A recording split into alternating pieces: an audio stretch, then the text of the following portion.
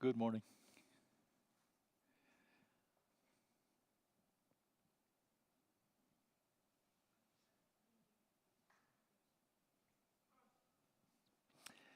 Good morning. Good morning. We just want to make it officially since we're going to be streaming this presentation today. We're glad for those of you that are present and in person here. Thank you for being here. This is 10:45 gathering at the Emmanuel United Methodist Church, and this is a Sunday that we particularly take to talk about important issues or themes of the that are happening around us. And today is going to be about immigration, and we have we say Dr. Emma Escobar, who's going to be our presenter this morning. She's from our annual conference, Baltimore Washington Conference, and she's the director of his coordinator of Hispanic Latino Ministries for our conference. And we're glad that she is with us today. She had an awesome presentation, and for those that are eventually, it's going to be recorded, so you're going to watch it virtually. I think this is important for us to be conscious about it and be active and proactive in the way God is calling us as a congregation and as people of God to be serving God, especially as we care for the stranger or those that are migrants among us in our society. I wanted to invite you because I think it's still a worship opportunity. It's still a time for us, even though we're going to talk about this important subject, for us to center ourselves.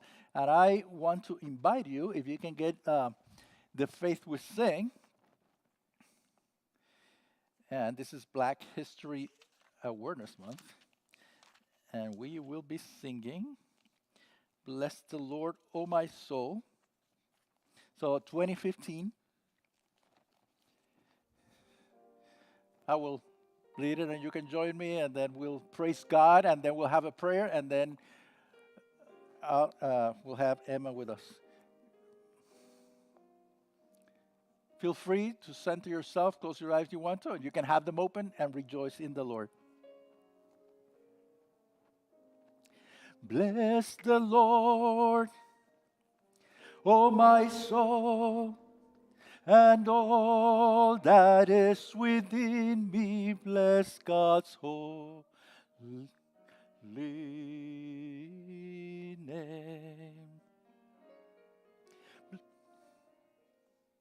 Bless the Lord, O my soul, and all that is within me, bless his holy name. For he has done great things. He has done great things. He has done great things. Bless his holy name. Bless the Lord, and all that is within me, bless God's holy name. Amen. God, we give you thanks for the gift of this day. We take an opportunity to center ourselves in you. And we gather for worship. We gather as an opportunity for us to offer ourselves as a holy and living sacrifice as we continue in our journey of life, understanding your perfect will for us. I pray that our time together be a blessing for those that are watching, for those that are in person. And as we continue to focus on the themes and the situations that are going on around us, we're conscious of the just difficulties and blessings that happen in our world. We're conscious about what's taking place in Turkey and Syria and across the borders and in the continent of Africa and other places that are struggling in significant ways, the war, the Ukraine. But we're also very conscious about the situations in our own land, Lord, with the immigrants that are coming from different countries and are tasked to be the people of God for all people. So we pray that as Dr. Emma Escobar shared with us, that you use her as well, that she can be a vessel of your word for us as you continue to challenge us to truly be salt and light in the community that you called us to serve. Bless our time together, and we pray this in the name of Jesus Christ our Lord. Amen. Amen.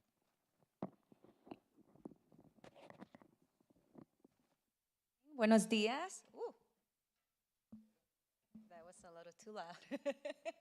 um, Thank you all for being here this morning. It is a honor for me to be with you today and talk to you about one of my passions and part of my life as I came to this country as an immigrant. And so this is deep in my heart. This is the work that I have done since I became really active in the Methodist Church. So if you were here, I believe it was last year. Feels like it was just a few days ago. I came and share with you a little bit about my experience as I came as a child and I didn't know the language and all the struggles that I went through and how God calls us to be that friendly hand, right, with our brothers and sisters that look different than us, that speak different languages than us. And so today I want us to go a little deeper and look at immigration in a different way. And I prepared this more as a training because that's where I go and do than a lecture. So you're gonna be involved in this conversation. But first, I would like to know if it's okay for those of you that are on the side, if you don't mind moving in the middle, so we can have a more interactive time. As I like to engage with people and be able to look at them. Thank you, I appreciate that. Um, Before I start talking about immigration and what I have for you today, I want to share some concepts first. And these concepts for me are really important, and this is how I try to go about my work and who I am as a person. If we can do next slide, please. And this is the concepts of we are relational beings, right? We were not created to be in silos, right? We are people who interact with one another, and we interact with God, right? We're in relationship with God. We are in relationship with other people around us, right? Like at work, we go for a walk at a park, right? We like say hello to people, right? Like we are always in communications or in interactions with other people, but not just people. We are called to be in relationship also with God's creation, right? So that goes beyond a human to human contact, but also taking care of God's creation, right? Like the environment, and everything that involves, right? Like animals and everything. I have a cat, and so she's my baby. That's my daughter, right? Like, and I treat her as such, right? Like God calls us to be in relationship with God's creation as well. Another concept that for me is important for us to have in mind this morning is the difference or what it means to practice mercy and what it means to practice justice. I mean, we're called to do both. But can somebody tell me, what do you understand when you hear mercy? What comes to your mind? What is mercy, or what are acts of mercy? If we can put it like more in examples, right? Like, what are acts of mercy? Compassion and care, those are like similar words, right? But like example, what will be an example of compassion? What will be? Okay, feed somebody that is hungry. Yes, what else? Okay, provide a home for those that do not have shelter. Yes, what else?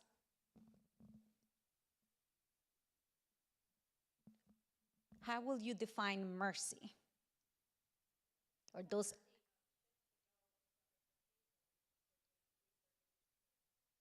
Okay, yes, going to the places, sharing resources, right, to those that are in need.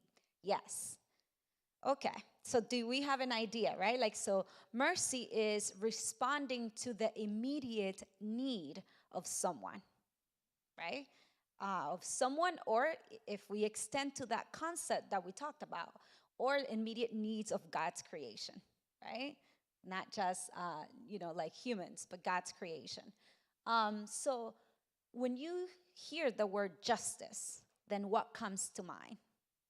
Or how do you define justice or understand justice?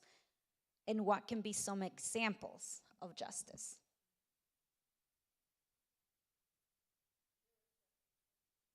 Fair sentencing. Say more. How do we define fair? What is fair?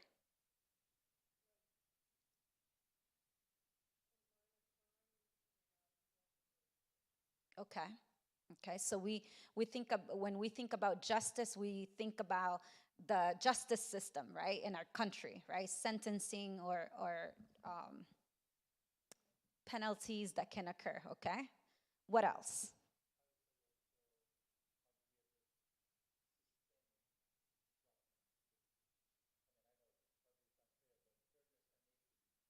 Mm-hmm.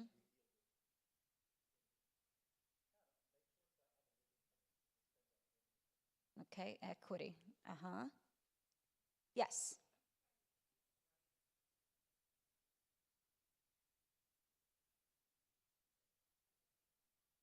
Okay.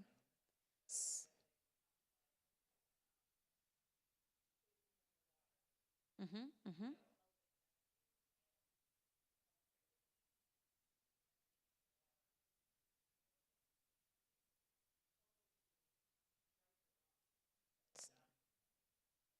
Righting someone's wrong, okay? Advocating so that justice gets done, right? Like so that they get to experience experience or like fix whatever issue caused them harm, okay?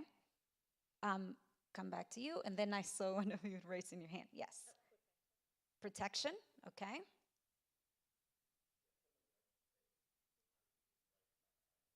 Okay, making sure people's rights are not violated. Okay. Mm-hmm. So educating people to do the right things at the right times, right? Is that what you said? Okay. So for me, justice, I feel it's everything that you said because I do like the concept of educating. I do agree with advocating and making sure that someone that has been harmed, right, that issue gets addressed in order for that person to experience I was gonna fairness, right? Experience like you mentioned before, right? Like that the the right, like the circumstances are created in a way that the person feels relief. But I think throughout my work, and when I think about um, the founder of the, not the founder because I think he wouldn't like us saying that, the person who started the movement of Methodism, right, John Wesley, um, we see in his journey how he was a person who began to be with those that were in need, right? He will visit those that are in jail, he will visit those that were sick, he will pray, he even, like provided books and education for children, right? At that time, which that was like, only those that were wealthy and had privilege in society, their kids are able to be in school. But he worked with those that were, like marginalized, the laborers, right? Because at that time kids were working just as adults as well. And so he began to, like said, okay, we need to pray for them. And then he's like, okay, but prayer doesn't really do much. We need to be with them, and we need to go and respond to the needs, right? Like responding to those immediate needs. But after that, he still sees that there is still a system that is in place that continue to um, penalize and marginalize those that didn't have the resources that other did. For example, if a little boy or a family member stole bread, right? because bread at that time was expensive because inflation, because the trigo, the wheat, was sell more to places so that they can make beer, and so leaving that little bit of wheat left to make bread, and therefore causing bread to be so expensive, right? And so when you had families that all of them work, even their children, and couldn't even have enough to buy bread, and then you have somebody going out there and stealing a piece of bread because their family is hungry, right? I'm not excusing the stealing, hear me well. I'm criticizing the system in place that created the situation, right? And so for me, when we look at justice, justice has to be not just us advocating, but us walking with the person that is being wronged by a system, and walking together to make a difference, to change that system, so that the situations that make some people, do or make some decisions, right? It's not in place. So, but it's also constant, right? Because as people of God, we believe in God. We also believe in God's justice, right? And so we go beyond just this idea of our society's way to do justice. And so we then do these two pieces together, mercy and justice, right? And we are called to do that. So today, part of my presentation will talk a little bit more about that. The next important concept that I want to share with you as well is perspectives. I am here talking to you, and I want you to know that I am not telling you that I'm the solid voice for immigration. That's not right. Like, that's my work.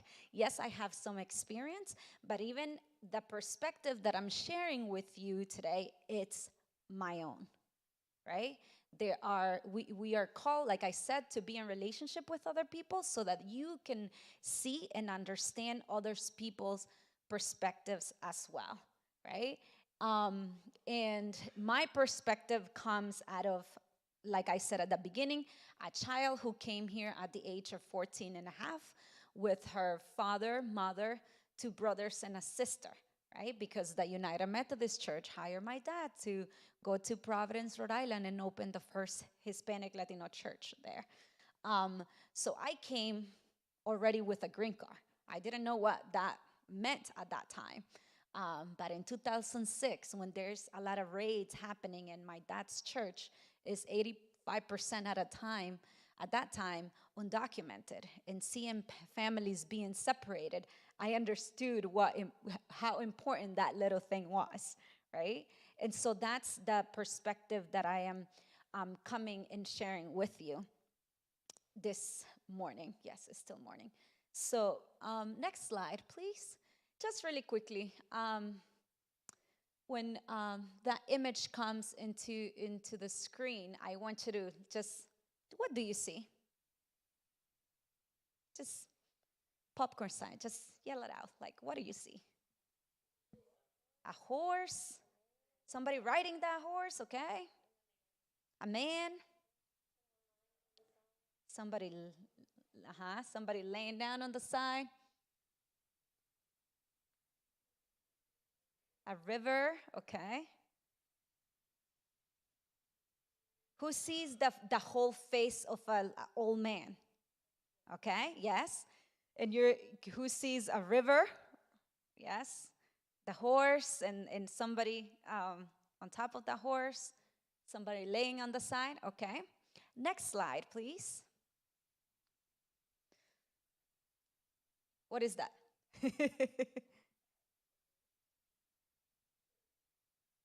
Is that a bird? Is it a bunny or a duck?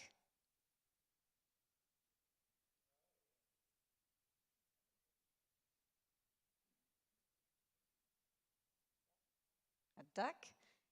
Can you see the duck? Raise your hand if you see the duck. Yeah, we can see it. Can you see the bunny?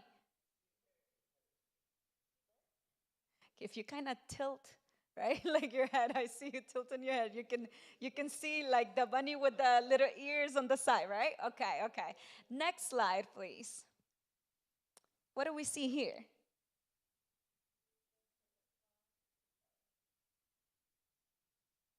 Okay. Who is able to see the whole face of a person? Okay. And then are you able to see the little details? Okay. Who sees the Air Force One on the sky of that? Somebody told me, oh, that's the Air Force One in one of the trainings, so now I use it. I was like, that person, somebody say a bird, but that looks more like an airplane to me. So why do you think this is important?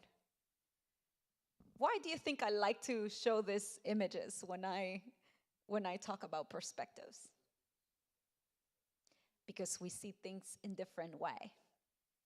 But I think that I want to go a little deeper. Yes, we see things in a different way, and thanks be to God for that, right? That we're not all the same. But what else? We focus on different parts, right? Like, so when we have issues, we can all address, many different things of that issue. But what else? I'm still waiting to see who gives me the answer that I'm trying to get to.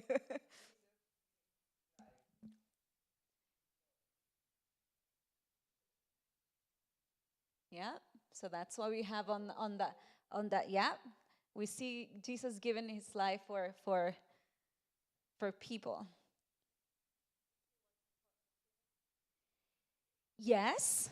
Yes, we can learn from God's creation, right? Like from God's creation of humanity, like what's important for each of us. Yes, but there's something deeper that I want to get to. Going once, go no. Okay, so let me tell you. What happened? Did you pay attention a little bit in the room when I started asking, do you see a duck or a bunny? And some of you said yes, and some of you said, oh, if you tilt your head, if you do that. Did you see when we started helping each other and helping the other person to see what we see? So this is important. So this is important for me. When I do these trainings, it is important for me because, like I said earlier, I am giving you my perspective, but as I am sharing and I become vulnerable in sharing my story with you, you are able to show me as well how to see other things. We need each other. Going back to that first concept, right? That we are relational beings. We need each other, right? The gifts that you have, I don't have. That means that I can lack in some ways, and I need you to lift me up and to show me or to help me see what I'm missing. So therefore, our each other's voices, each other's stories matter. No matter what, they matter because you teach me something as I open myself to you. And as I open myself to you in sharing, I can provide something to you as well, right? And that is what, for me, this exercise encompasses everything that I told you about us being relational beings, right? And I love this concept of my ancestor, indigenous roots, the Mayan people, language Nahuatl has this concept, this word, in Lakesh. In Lakesh means I am because you are. Let that sink in. I am because you are, right? Meaning we need each other, right? Like it means that whenever we meet another person out there and we put ourselves out there, we're becoming more complete because we meet that person and vice versa. And how will the world look like if we carry ourselves in that way? Knowing that God created us with that purpose, not to be in silos, not to be in our little groups of whatever we define ourselves. Because if I ask you, who do you belong to? Which is another question that I like to do when a training is almost all day and not a couple of hours. A lot of people will tell me many things. I can tell you, I belong to the community of Boston University of Theology, and that set me for the work and my theology and everything. So that's important to me. I'm from El Salvador, right? Like, I can tell you that I belong to many different communities that have impact me and that have, right? And in all this way, I have met people that are the in Lakesh, right? That I am because they are, and they are because I am. Okay, so in that spirit, then I want us to, next slide, please. I want us to then move to talking about immigration. And I want you to have all of this that we just did in mind. And so for this exercise, we're gonna get to move around a little bit. Again, when I do this, it's more like a training. I told you it's not a lecture, and I post this on walls, but we were not able to do that this morning. So I'm gonna invite you that if we divide the room, half of you can go to this side of the room and half of you go here. And for this side, you will start from the left side and then go around until you go through um, all of these pages. These pages, you can grab it and read the little blur. It's both in English and Spanish, so you can read it and just move. And this is a timeline. And as you read it, I want you to keep these questions in mind. And if you want to make notes as you're walking, please do so, because then we're gonna discuss this.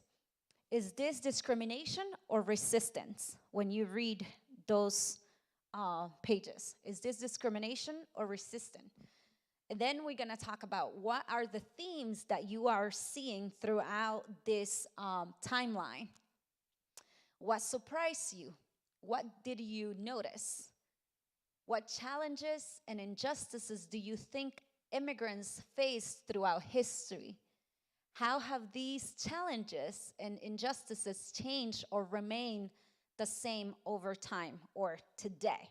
Okay, so if half of you can start, you can just go around. Again, just take a few notes. We'll leave this screen in here so you can look at the questions as you walk through. And we can give is, I think we can do it in 10 minutes or less. So it's 11:16, so we come back together at 26, right? That will be 11:26, and then we'll just respond to this, and then I will then tell you all the resources and things on how you can respond. We'll skip a little bit because I know it's Super Bowl Sunday, and we want to probably prep for that. I can always, if you want me to again, come back and continue conversation about this. So yeah, feel free, just go around, and the questions are there for. No worries.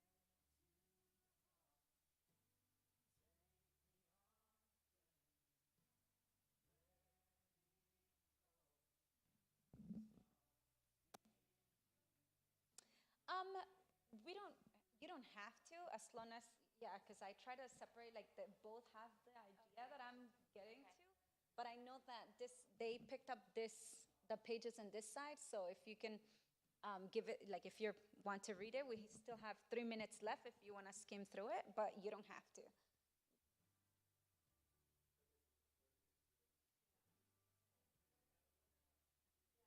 Yeah, that side is more recent to, yeah.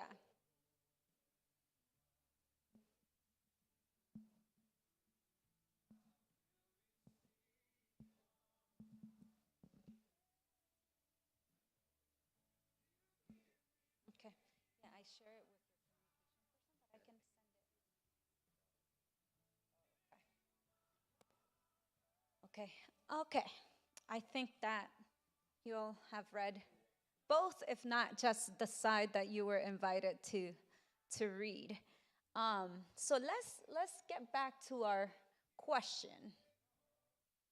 If you can tell me or what you remember, where did you see um, discrimination or resistance in the timeline? Okay.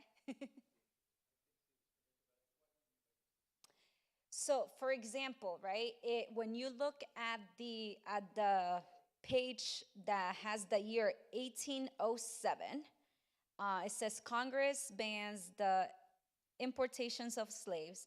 Southern states largely ignored the law. During the peak years of the slavery trade between 1740 and 1810, Africa supplied 60,000 captives a year, almost 5 times as many African slaves as European migrants. So basically, you get the government involved, right? Because they're banning the importation of slaves. So that's when you see a resistance, right? Like, the government puts something in place, and usually, like when government a lot of times put something or does legislation, there's a movement or people advocating for a change. So therefore we say that's a form of resistance when you see something pass that it's taking a step towards justice, right? Or yeah, right, like or to be fair, like as we described it before, right? Then that will be an example of resistance. Okay. And so discrimination will be um, like the page that's you saw in this side, that in 1790 Naturalization Act restricts citizenship to free white persons, right? And I don't know if you know this, but when we're having the issue with slavery, right? When this country is starting to become a country, you have both black and white people being slaves.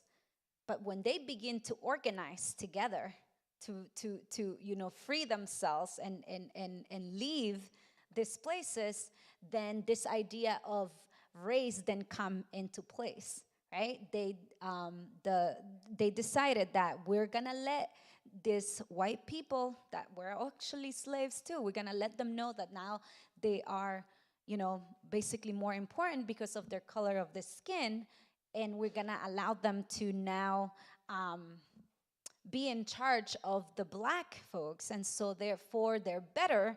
And this idea of race was actually introduced for the first time in the language of in the United States, right?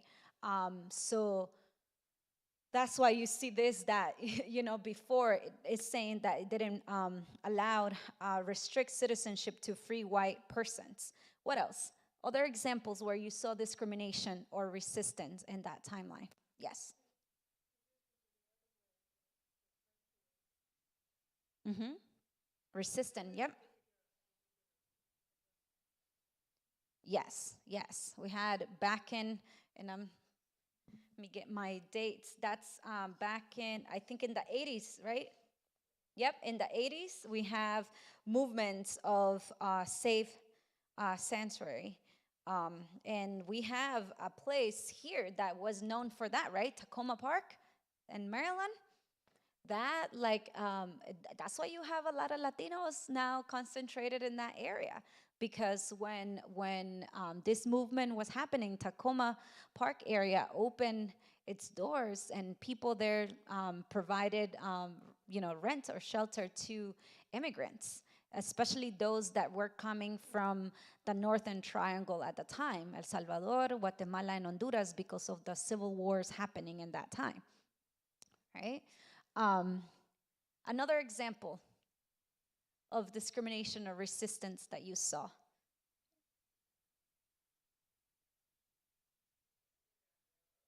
Yes.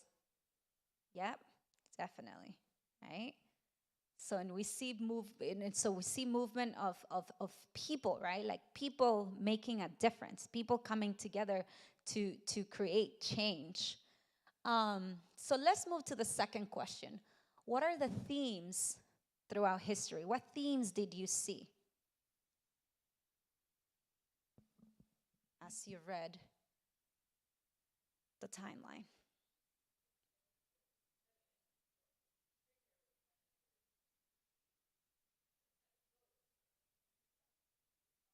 Mm-hmm.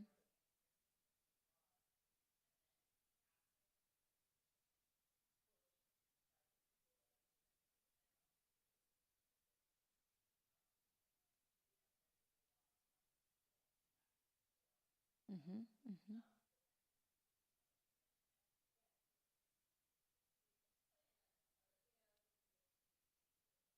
Mm-hmm. Mm-hmm. Okay, what other themes do you see? Yes. Mm, mm-hmm.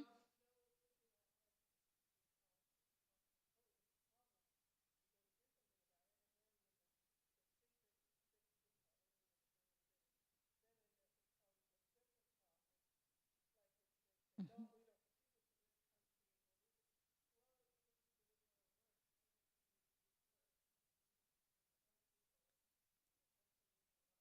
Okay, okay, and I love that example, and let's stay with that one. We see that again. I'm gonna try to find it, but with the Chinese Exclusion Act, right? When it's passed, that becomes, and that is in 1882, where they passed the Chinese Exclusion Act, and it comes out of what you're saying, right? Before they needed people to create the railroads, right, and in the West Coast, and so we need people to work, right? They already have. Like black people and all of these people like working and everything, there's already resistance, but we need new people to do this kind of work. So the country allows then Chinese people to come and work there. But then what happens? People settle, right? Like once that happens, people settle. And we see that during that time, if you go back and read a little bit more in that time in history, you see that now you have Chinese people growing the economy in that area, right? Like they're becoming business people, and they're beginning to have this money power, and so now it becomes a problem, right? So now we need to do something about it, because this people might take over, and we don't want that, right? So there's then that Chinese Exclusion Act that then is passed, right? So it goes back to what you said. The U.S. needs something. Let's bring people. But then people establish themselves, right? Like become part of the economy to carry the country. But then that can be a little bit problematic. So now we need to do something to address it, because we might not want all of these people, right, getting that power, right? The same thing happens with the Braceros program, and that I think was on this side, right? The Braceros program, um, when like we have many people going to war, and who is in charge of working the fields if we have a lot of people out in war? So then what do? Okay, let's bring, right, Mexicans, right? Like well, they were from here in the first place, but then we took the land, right? So let's bring them and work and have them work, And then, right, again, right, we create a program that becomes difficult for them, and then we send them back, right? Or as then the populations of Mexican Americans continue to grow, and we see the history of Mexican Americans in the Southwest, right? Similar, right? Similar issues. They had similar issues as it happened with Black people as well, right? When we see Black people being lynched in the South, in the Midwest, we have Mexicans being lynched as well. And in that part of the Southwest, you see, signs, right, where we see it here up north, or in the South, we see that says only blacks or only white. In the Midwest is no blacks, no Mexicans, no dogs, right, allowed. We see those kind of signs, right? Again, there is again, when we have a need, and we want to build something, we want the economy to stay stable, we bring other people, or we do certain things that allow people to belong. But then when we become scared, we refuse them. Will you agree when you read at that timeline? Do you see that theme? And so when we think about, my question to you is then, um,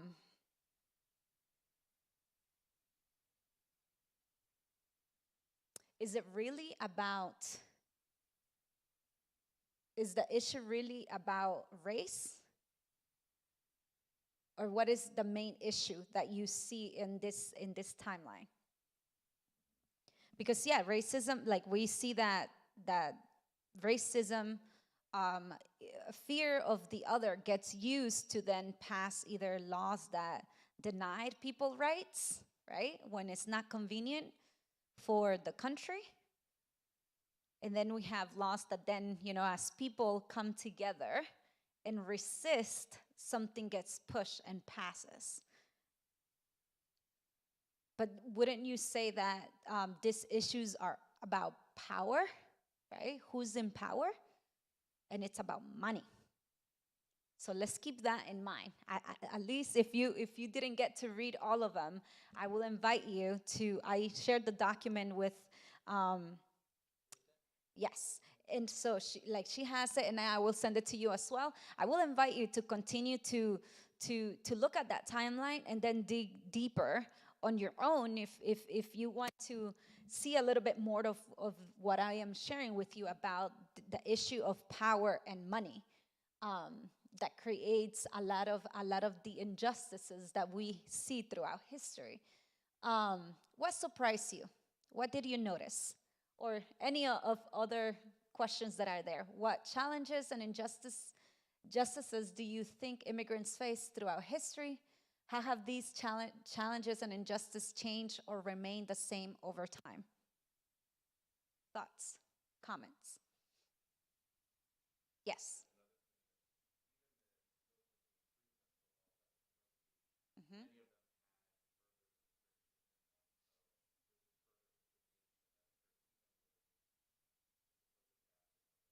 Of a legislation. Hmm. Yes. Yes. True. And we'll talk a little bit on that soon. Yes.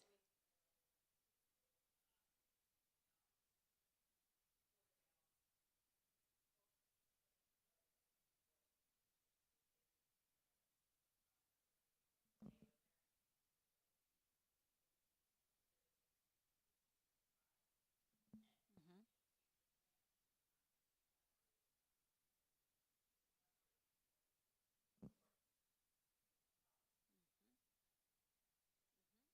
Hmm.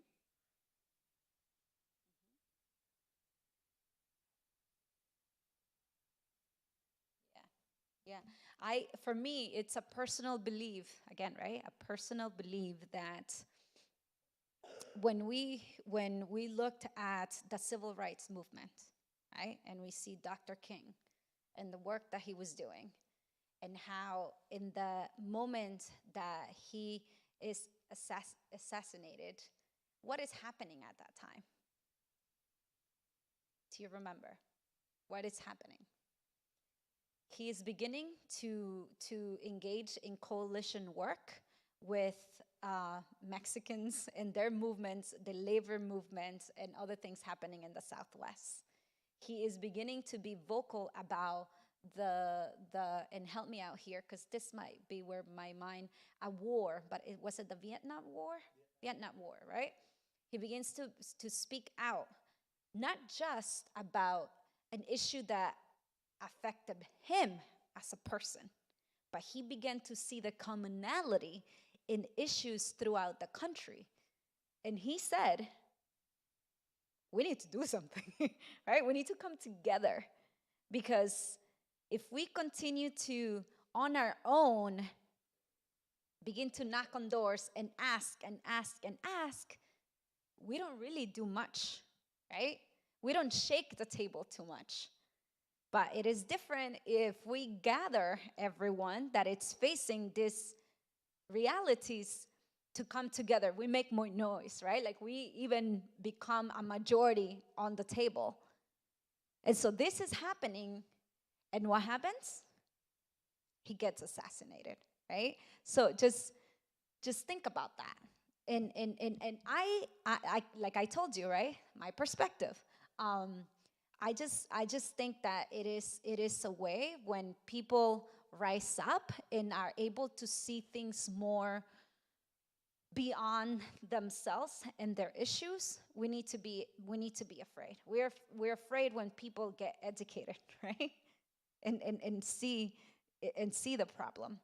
We are afraid when people begin to realize, as the comment he made, that yes, we can do a legislation for the good, but then we leave out and put so many other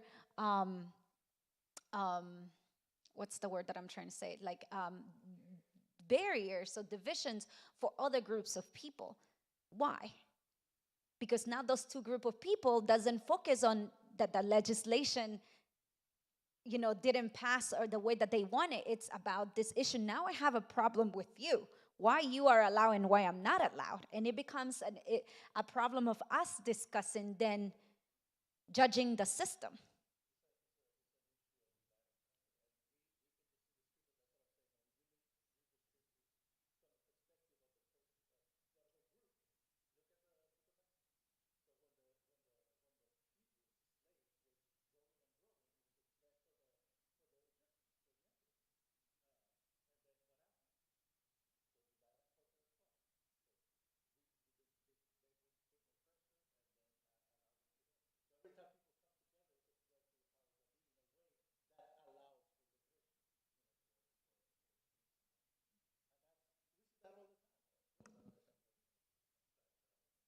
Yes. No, no, thank you. And this is why I said that I was gonna come back to your comment because it is important as people of faith, and I will get to that soon, that we believe in God, right? We believe like I said, that God created us to be in relationship with people and take care of one another and take care of the universe, of God's creation as a whole. What does that look like when some legislations are passed that affect one people or free some but then affects others? And I think that is our role, that we need to come together, right? Like we need to come together and lift our voices. And that's why it's important when you said before about education. I believe on that 100%, because when we educate, when we come together and dismantle fear, the fear that is pushed onto us of the other, I think that we can make a difference. And that's when we begin to change people's hearts and minds.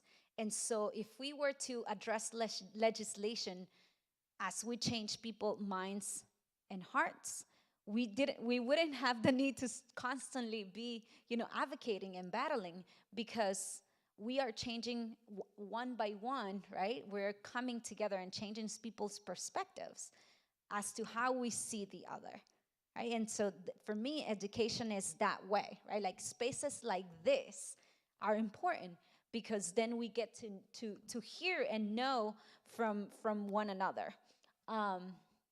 Anything else that you want to lift up before I change this slide and move to the next.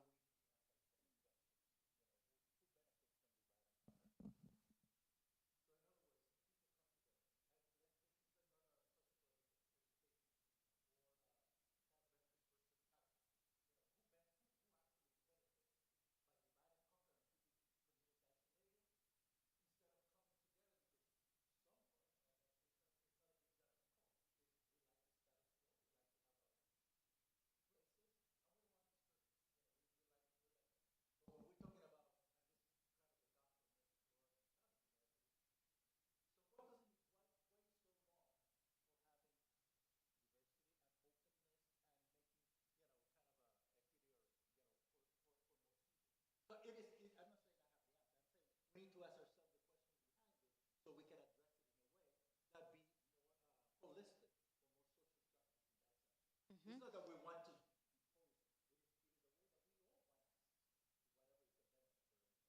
Yeah.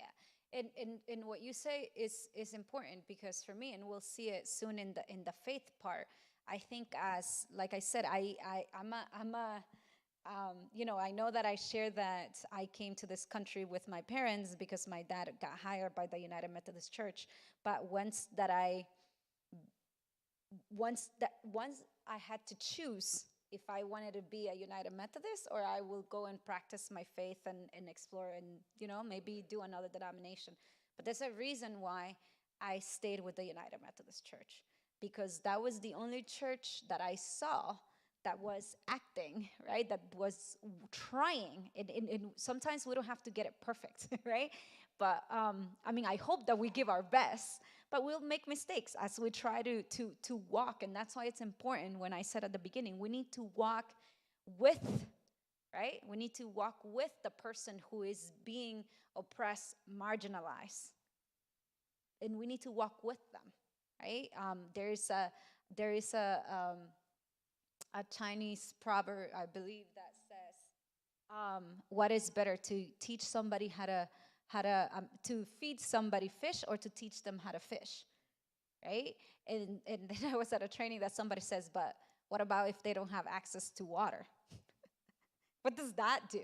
Right? So that expands this idea that you know, we can have intentions of providing, of being, of acting with acts of mercy, of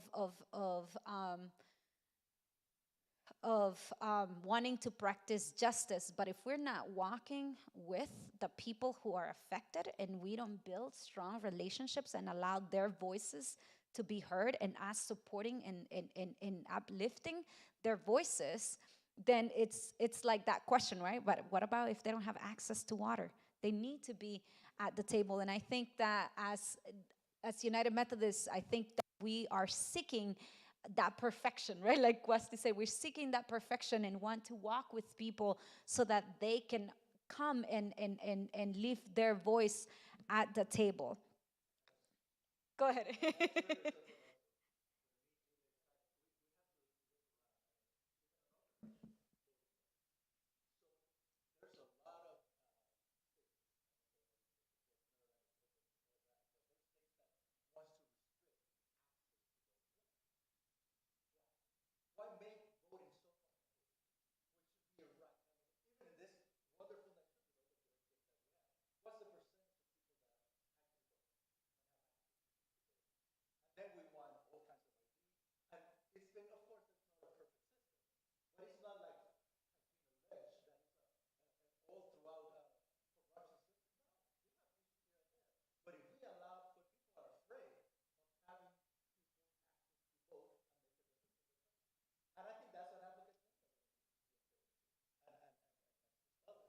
Mhm.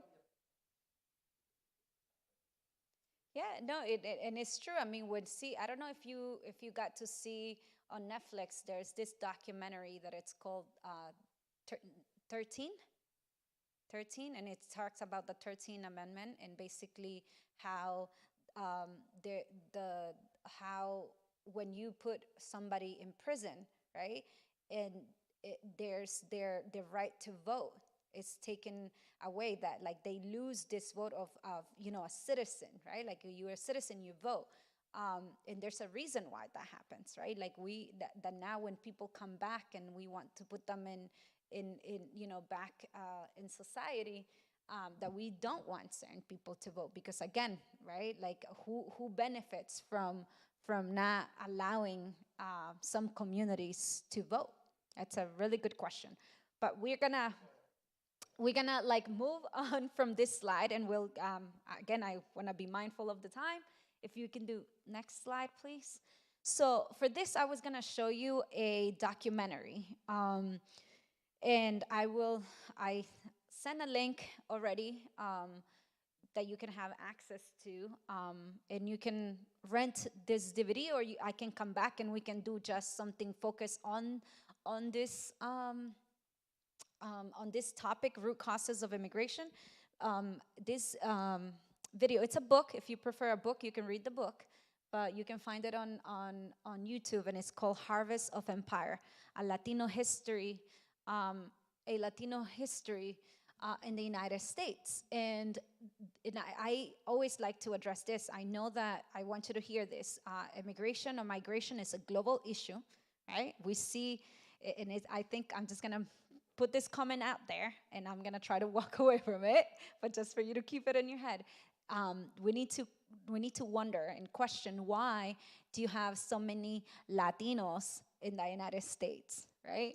You have to question why there's so many people from Africa going to Europe, right? There's a reason why. We have this movement or masses of people moving from a place where they were once oppressed and their lands taken away to the countries that conquered them at some point in history. You have to keep that in mind.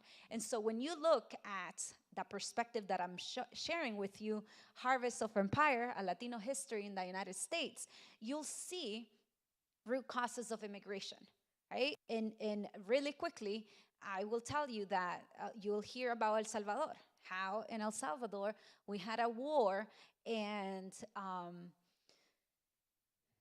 some of the themes that you'll see for the Northern Triangle is that every time you had a president that was voted fairly in these countries in the Northern Triangle, Guatemala, Honduras, Nicaragua, and they talk about land reform, the United States will get involved. Why? As soon as a president says land reform, they said this one is a communist and we need to get rid of them. And they will pay people, or they will pay the sitting government to train people or to massacre communities.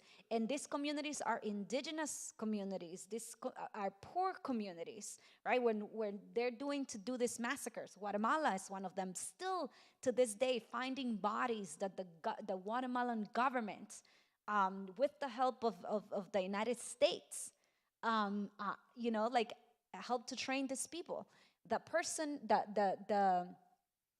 The people who kill a priest, I don't know if you know Monsignor Romero from El Salvador. The people who killed this priest, the majority of them train in the School of the Americas, a military school that train leaders to go back to these countries in Latin America. And a lot of them became the dictators that then the US was trying to get rid of. But they were educated here, right? And so when you look at El Salvador and you look at the population that in California and then here in Washington D.C. area, right?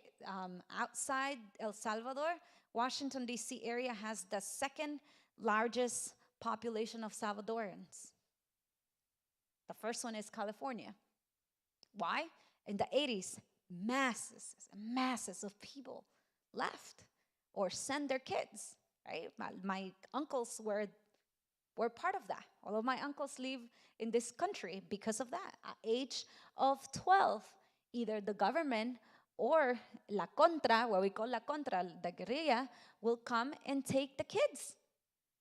Because you have to, defend either, the government, or you have to defend the values of the campesinos, of the poor people, of the indigenous people, right? So there is a reason why we have um, so many Latinos here, right? And again, that goes to money and power. What happens to, right? I'm gonna use really quickly the example, and you'll see it in this documentary. I invite you. I mean, and I can come back and we can talk, show this and have a discussion.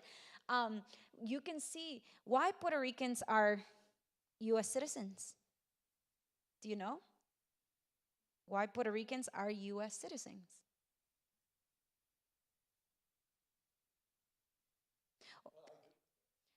They're U.S. citizens, but correct me if I'm wrong. If you live in the island, you cannot vote for president. You see how that is? They are U.S. citizen because they're good enough to get um, like the men from that island to go and fight the wars that were happening, World War One and Two. Mm-hmm.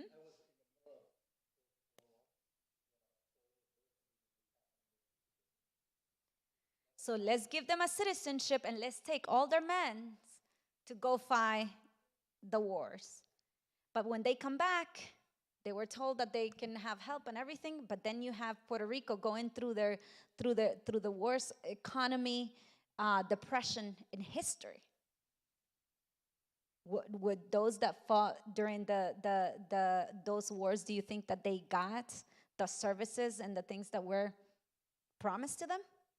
Nope. So what happens when you have a really famous person that's still in prison to this day? ¿Cómo se me olvida? They named this person in that video. He gets the people together and he wants to free yeah, political prisoner. He wants to free, and it's, like advocating, and it's gathering masses of Puerto Ricanos to stand against the U.S. And now he's a political prisoner.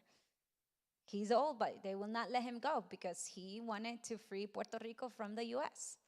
Right? And so you'll see that, all of that, in this video, Harvest of Empire. And when we come back, we'll see that. So I just want you to think that there is a reason, right? When people tell me, when I came to this country, and they say, speak English, you're in America.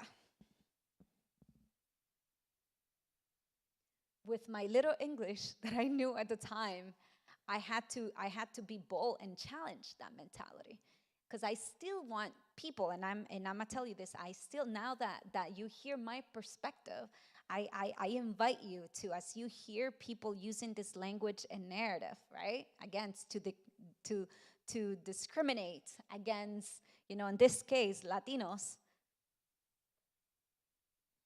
Basically, America is a whole continent,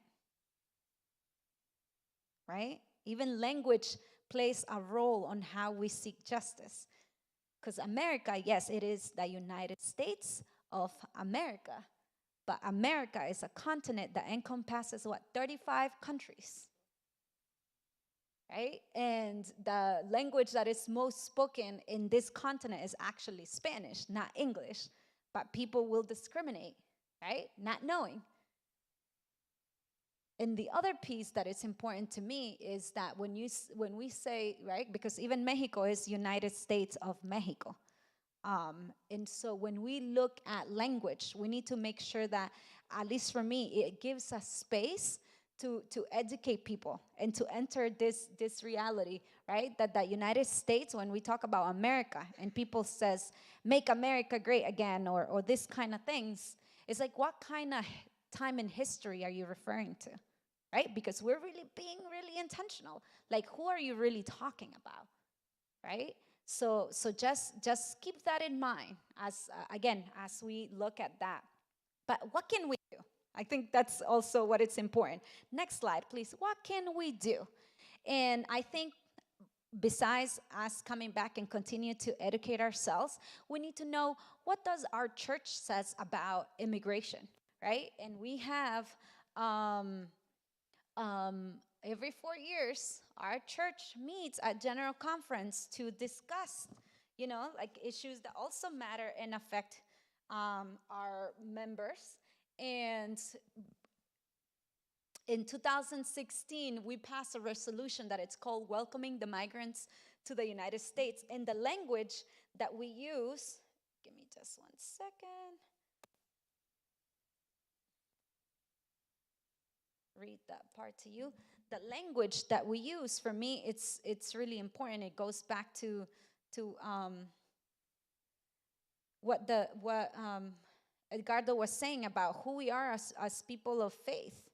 Um, so the resolution says, da, da, da. Okay.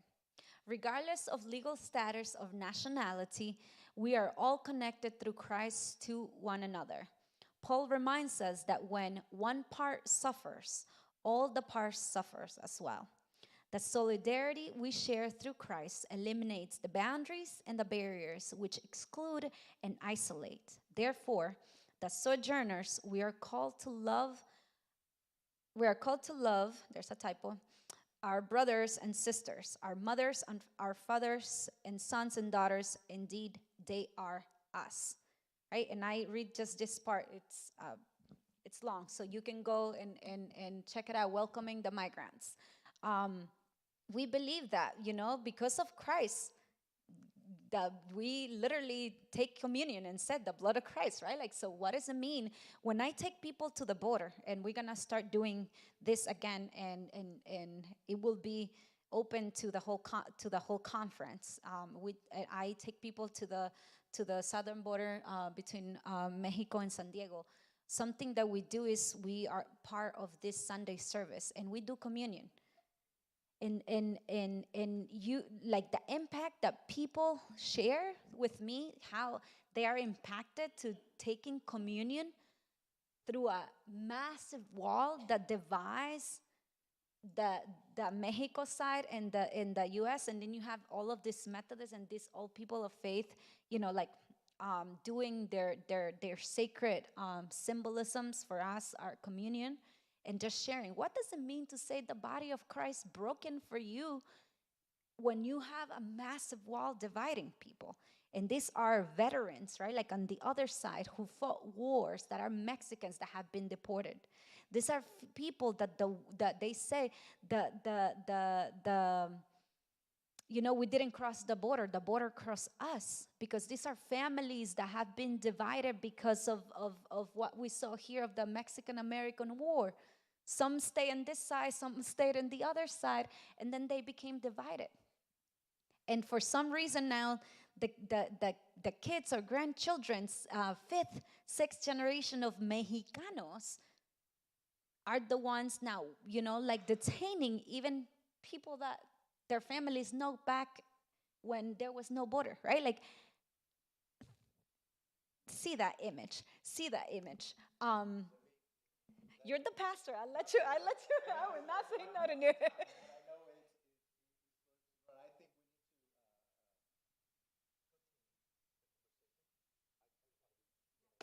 Because I think this is good, but it takes time, in order for there's a lot of information here. And one thing, I want to have those kind of a wall with all these pictures, so when we walk, we make aware of the realities that are around us, so we can grow. And then I think we're going to invite you for a second part, and then it will not be on a Super Bowl Super Sunday. Bowl Sunday, which I know we're all have our plans and things like that in that direction.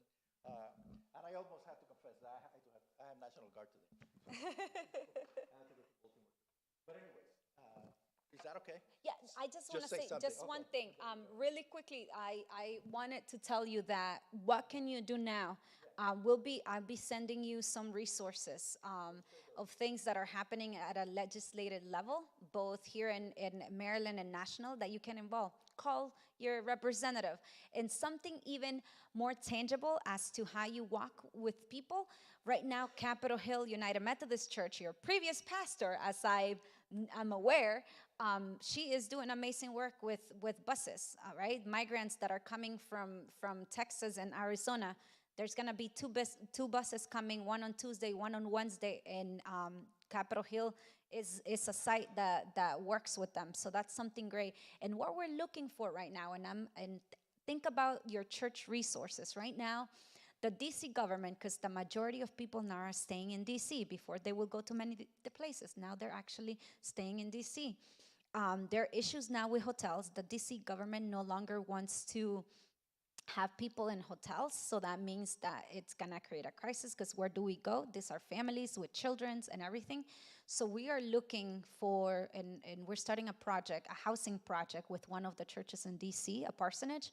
But if you have resources available, like will you consider be a co-sponsor to co-sign a rent agreement for somebody? Or if the church have resources, a parsonage, that, like, think about this thing. There's many opportunities on how you can, adopt a family that you can walk with and learn so many other things, right, as we continue to do this work. So thank you for your time, and and we'll until the next time. Thank you. Thank you,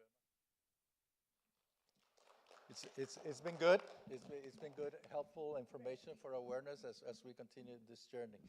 So I have a blessing to all of you. So may the love of God, our Creator, the grace of Jesus Christ, the Son, that continue to challenge us to live to the higher standards of the kingdom as we are salt and light, and that presence of the Holy Spirit that empowers us to continue to be present in the life of many, be with us, and as we depart from this sanctuary and we enter the mission field. Be blessed and go in peace, a peace that is disturbed by the realities. God bless you. It's good.